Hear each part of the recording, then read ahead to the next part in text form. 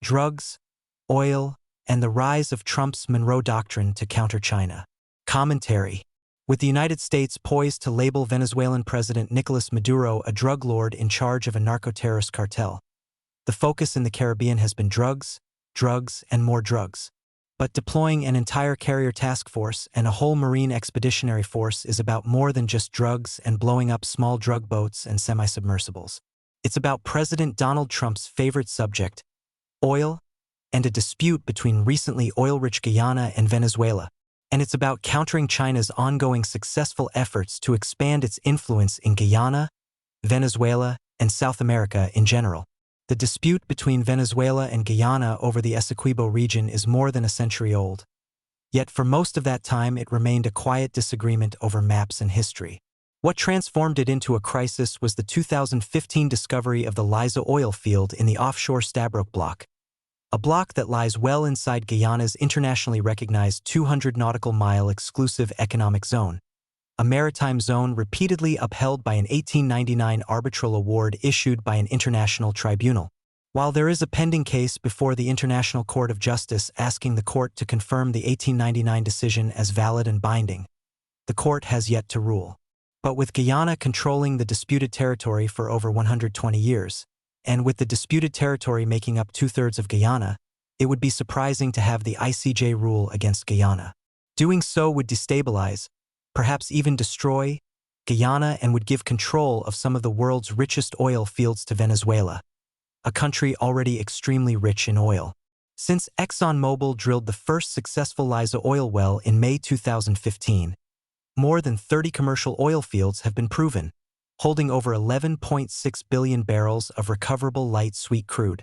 As of November 2025, Guyana is producing nearly 900,000 barrels per day and is on a path to produce 1.4 million by 2027 and potentially 1.7 million by 2030. U.S. oil companies ExxonMobil and Chevron have already invested over $100 billion. China has also invested in Guyana Oil with a 25% stake in the Stabroek Block, which is operated by ExxonMobil. China National Offshore Oil Corporation and other investors have already committed more than $60 billion to developing the region. In less than a decade, a country of 800,000 people has become the fastest-growing oil province on the planet. Maduro, facing economic collapse and international isolation, has turned the Essequibo into a nationalist cause. A 2023 referendum authorized annexation. Legislation in 2024 to 2025 created a Venezuelan administrative zone called Guayana Essequiba, and military units have moved toward the border. Maduro has repeatedly declared Guyana's Stabroek licenses null and threatened to award new concessions to Russian and Chinese firms. Guyana's defense force numbers fewer than 4,000 soldiers and possesses no combat aircraft, while Venezuela's force number over 120,000. Georgetown has formally requested U.S. protection, and Trinidad and Tobago has publicly offered American forces basing rights for the explicit purpose of defending Guyana from a Venezuelan invasion. Washington's response has been unambiguous. In March 2025, Secretary of State Marco Rubio stood next to Guyanese President Irfan Ali in Georgetown, Guyana, and delivered a clear warning. It would be a very bad day for the Venezuelan regime if they were to attack Guyana or attack ExxonMobil or anything. It would be a very bad day, a very bad week for them, and it would not end well for them. 8 months later, the Trump administration has made good on that promise. No one in the Pentagon pretends that counter-narcotics is a low priority. Operation Southern Spear has already carried out roughly 24 lethal strikes on drug-running vessels since September, and the administration has been vocal about treating certain cartels as terrorist organizations. Yet the scale of the U.S. Navy presence off the coast of Venezuela far exceeds anything required for that mission. A handful of destroyers, littoral combat ships, and Coast Guard cutters have handled Joint Interagency Task Force South for decades.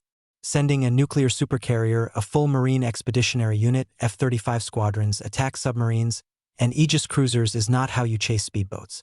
On November 16th, the USS Gerald R. Ford and its strike group entered the region, joining forces already in place. The combined armada now includes a 100,000-ton supercarrier with 60 to 75 aircraft, F-35CS. F divided by a -18E divided by F Super Hornets, EA, 18G Growlers, and E-2D Hawkeyes, escorted by multiple Aegis destroyers and a Ticonderoga cruiser carrying hundreds of Tomahawk land attack missiles. The Iwo Jima Amphibious Ready Group, USS Iwo Jima, USS Fort Lauderdale, and USS San Antonio, carries the full 22nd Marine Expeditionary Unit of approximately 2,200 Marines equipped with MV-22 Ospreys, H-1Z attack helicopters, CH-53KS, landing craft, and a reinforced infantry battalion, a Los Angeles-class attack submarine, additional destroyers, the Special Operations Support Ship MV Ocean Trader, and a reactivated F-35 squadron at Roosevelt Roads in Puerto Rico complete the order of battle. This force can establish air and sea superiority over all of Venezuela in hours and, if necessary, put boots on the ground in Essequibo long before any Venezuelan column reaches the interior.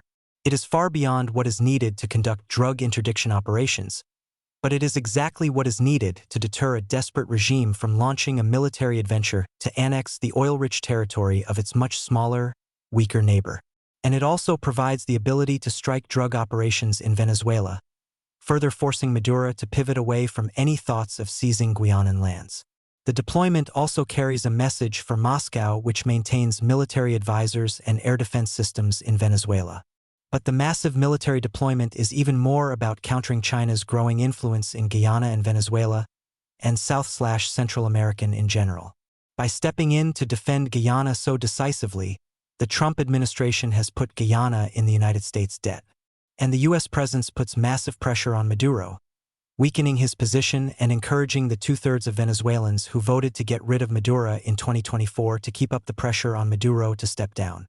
Having Guyana in U.S. debt and creating massive new pressure on pro-China Maduro puts the United States in better position to counter China's extensive efforts to gain influence right in America's backyard.